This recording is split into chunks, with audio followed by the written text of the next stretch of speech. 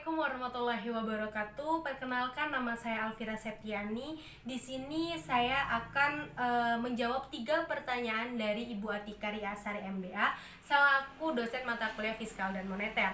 Ada 3 pertanyaan. Pertanyaan yang pertama yaitu apa yang Anda ketahui mengenai suku bunga dan bagaimana tingkat suku bunga bisa mempengaruhi harga saham. Nah, di sini kita akan menjawab terlebih dahulu untuk suku bunga. Jadi suku bunga adalah bunga yang dinyatakan sebagai presentase dari modal. Nah, menurut saya itu suku bunga bisa mempengaruhi keputusan individu. Individu itu banyak ya. Kita itu adalah individu. Bisa kalian, bisa yang lainnya, itu terhadap pilihan mau membelanjakan uang kalian atau mau menabungnya. Itu namanya suku bunga. Terus tingkat suku bunga menyatakan tingkat pembayaran atas pinjaman atau investasi lainnya di atas perjanjian. Jadi kalian tuh bisa menggunakan tingkat suku bunga dinyatakan sebagai tingkat pembayaran atau atas pinjaman atau investasi lainnya. Kalian bisa menggunakan ini bisa untuk investasi kalian. Misalnya, ya kan? Kalian menginvestasikan uang kalian. Nah, itu akan ada suku bunganya. Terus di atas perjanjian pembayaran kembali yang dinyatakan dalam presentase tahunan. Jadi biasanya di sini para investor-investor besar yang menginvestasikan uangnya untuk dikelola kembali dan akan mendapatkan suku bunga. Terus bagaimana sih tingkat suku bunga bisa mempengaruhi harga saham? Nah, di sini. Jadi, kalau tingginya tingkat bunga atau tingkat suku bunga akan menyebabkan harga saham turun. Nah, itu. Sebaliknya, kalau seandainya rendahnya tingkat bunga akan menyebabkan harga saham naik. Jadi, tingkat suku bunga itu bisa mempengaruhi harga dari saham-saham yang telah dilakukan oleh investor. Jadi hal ini bisa terjadi karena investor cenderung menjual. Nah, jadi menjual sahamnya dan mengalihkan dananya dalam bentuk deposito. Nah, tujuannya apa sih? Nah, ini ada tujuannya. Jadi tujuannya itu untuk memperoleh keuntungan yang lebih tinggi. Nah, maka dari itu, kalau seandainya kan kalian jadi investor, kalian tuh wajib bisa lah ya untuk mengelola uang tersebut. Nah, ini bisa jadi akan tidak merugikan untuk kita, tapi akan menguntungkan untuk kita kalau seandainya kan kita menggunakan hal seperti ini. Nah, hal ini bisa terjadi karena investor akan cenderung membeli sahamnya agar memperoleh keuntungan yang lebih besar dari tingkat satuan bunga yang berlaku pada investor deposito. Jadi, inilah jawaban saya untuk yang nomor 1. Baiklah, yang selanjutnya yaitu mengenai pertanyaan beliau yang kedua tentang inflasi. Nah, di sini beliau bertanya, apa yang Anda ketahui mengenai inflasi? Jelaskan hubungan antara inflasi dan suku bunga. Nah, jadi inflasi umumnya yang saya ketahui adalah suatu keadaan di mana terjadi kenaikan harga-harga barang dan jasa.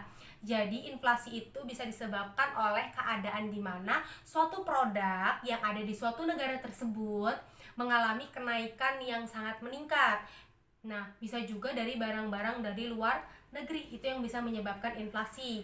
Nah, karena apa bisa menyebabkan seperti itu? Karena kalau seandainya harga barang naik atau barang dan jasa naik, otomatis pembeli juga akan mikir-mikir lagi, aduh saya nggak punya uangnya nih untuk membeli barang tersebut. Nah, disitulah menurunnya tingkat keinginan dari konsumen untuk membeli barang tersebut.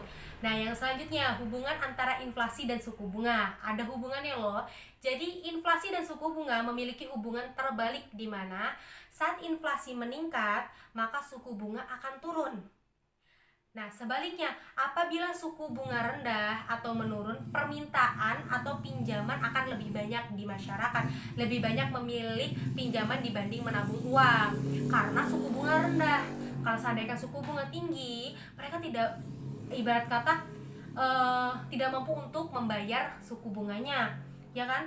Nah, jadi kalau seandainya suku bunga di masyarakat itu rendah atau menurun, otomatis masyarakat lebih banyak meminjam dibandingkan menabung. Karena mereka berpikir kalau seandainya kita meminjam uang, ya kan, meminjam uang di situ kita bisa mengelola uang tersebut untuk usaha dan sebagainya. Nah, itu tadi jawaban yang bisa saya sampaikan untuk pertanyaan beliau yang kedua. Sekarang pertanyaan beliau yang ketiga. Nah, pertanyaan beliau yang ketiga di sini yaitu tentang teori permintaan. Jadi, jelaskan teori permintaan uang dan perbedaannya. Nah, di sini saya menggunakan teori yang disampaikan oleh seorang tokoh yaitu Keynes. Beliau menjawab ada 3, yaitu permintaan uang untuk transaksi, yang kedua permintaan uang untuk jaga-jaga, dan yang ketiga permintaan uang untuk spekulasi. Nah, untuk yang pertama, permintaan uang untuk transaksi. Nah, menurut beliau dipengaruhi oleh tingkat pendapatan. Jadi, apabila semakin tinggi tingkat pendapatan, semakin besar juga keinginan memegang uang kas untuk transaksi. Nah, seperti kita aja ya, kalau seandainya kita semakin tinggi gaji kita, otomatis semakin tinggi juga gaya hidup kita, ya atau enggak? Iya kan? Iya, seperti itu. Jadi itulah manusiawi, ya kan?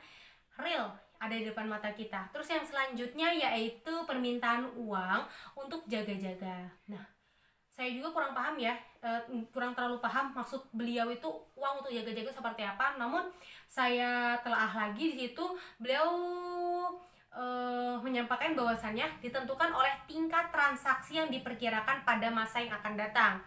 Nah, beliau juga berpendapat bahwasannya permintaan uang untuk berjaga-jaga tergantung kepada pendapatan yang berkaitan dengan cadangan untuk suatu hal yang tak terduga.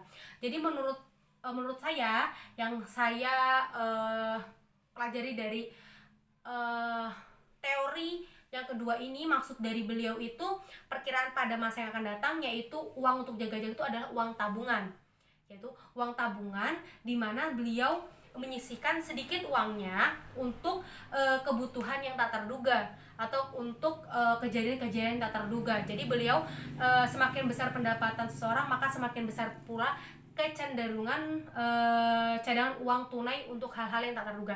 Jadi apabila semakin besar pendapatan mereka, berarti otomatis semakin besar juga cadangan uang tunai yang tak terduga. Maksudnya tak terduga itu bisa juga sepemikiran saya bisa juga andaikan gaji kita yang tadinya 4 juta jadi 5 juta. Nah, 4 juta itu untuk kebutuhan, yang 1 jutanya itu untuk disimpan, untuk tabung atau untuk kebutuhan yang tak terduga. Itulah. Yang selanjutnya yaitu yang ketiga, permintaan uang untuk spekulasi. Nah, beliau berpendapat tujuan permintaan uang ini terutama untuk mendapatkan keuntungan. Nah, mendapatkan keuntungan dari permintaan uang ini untuk spekulasi dipengaruhi oleh tingkat suku bunga. Semakin tinggi tingkat suku bunga, semakin rendah keinginan masyarakat akan uang kas untuk spekulasi. Jadi tujuannya di sini yaitu permintaan uang ini terutama untuk mendapatkan keuntungan. Keuntungan di sini maksudnya apabila tingkat suku bunga tinggi, maka keinginan masyarakat untuk meminjam uang kas tersebut itu lebih menurun. Jadi ini bisa juga untuk menguntungkan bisa juga untuk menguntungkan pada pribadi lah, individu kalau menurut saya. Nah, itu tadi 3 pertanyaan dan 3 jawaban yang bisa saya sampaikan. Mohon maaf apabila ada kesalahan dalam menjawab. Kurang lebihnya saya mohon maaf. Saya akhiri. Wassalamualaikum warahmatullahi wabarakatuh.